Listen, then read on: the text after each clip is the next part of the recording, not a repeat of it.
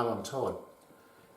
At the end of the 19th century, one Pablo Picasso moved from his native Spain to Paris.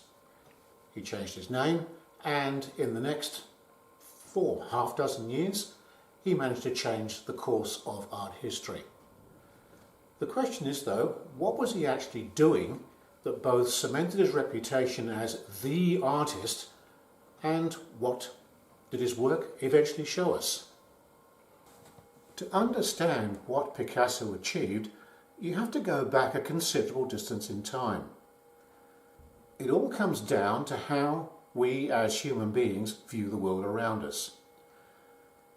If we go back to prehistoric times, to the time of the Lascaux and Altamira cave painters, we're looking at a view of the world there that was not contained by a box. Those people who painted so deep in the caves by candlelight spent their lives roaming the plains. They followed the herds. Their vista, their view of the world, was a continuous one. While there was certainly a horizon they could recognise, they certainly didn't recognise any limits, and the idea of being able to walk through a landscape or even stand on a high point and pan from one side to the other, that would have been part of who they were and how they saw the world. That was a long time ago.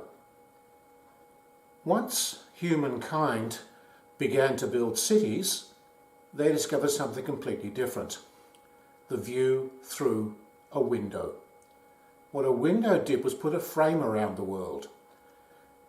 For a long time, that frame wasn't really the most important thing. You can look at frescoes in Roman villas, they're painted on walls, they may be a view of something, but it really wasn't what was to come to be roughly, 14th, 15th century. What the artists of the Renaissance introduced, or you could say reintroduced, was this idea of perspective. In order for perspective to work, you need a frame. You also need to assume that you're looking at the world from one point. Now, as we can see from this painting of a landscape, you've got a horizon somewhere near the middle, and everything recedes into the distance, basically to one vanishing point. This is fairly typical of what was produced as particularly landscape painting and some of the narrative painting all the way up to the end of the 19th century.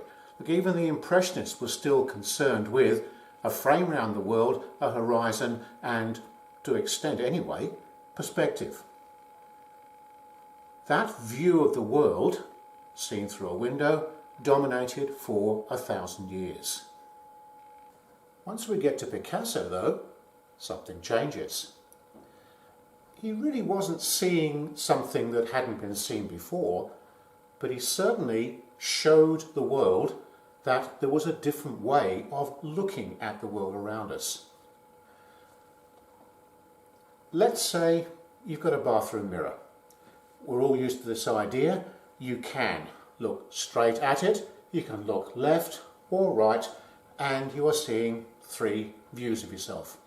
Now, if you're really clever, of course, you can take your mobile phone, you can turn yourself backwards to the mirror, and you can see the back view of you as well. This is a fairly normal thing to do for us, and probably always has been. I don't know about you, but I can recognise people from a long way away. I don't need to see their face.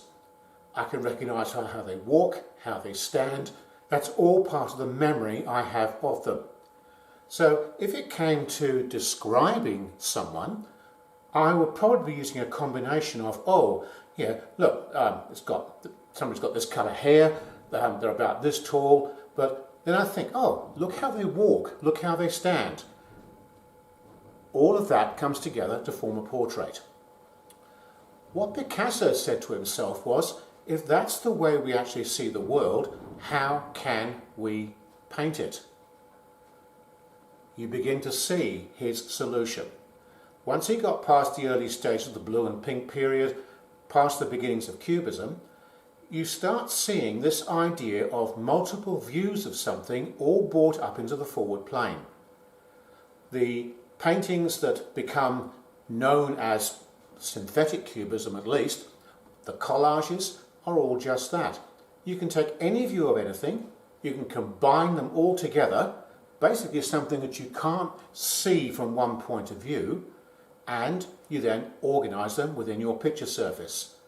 Now, he's still got a rectangular surface, but it stops behaving as a window. And in fact, if you look at some of the earlier Cubist works, he's basically ignored everything except what's in the centre of the canvas. The edges just drift away. There was one point where he said, well, if I'm doing that, why bother using a square canvas at all? And he started using oval shapes. It all seemed to make sense to him. There is no doubt that Picasso produced something extraordinary.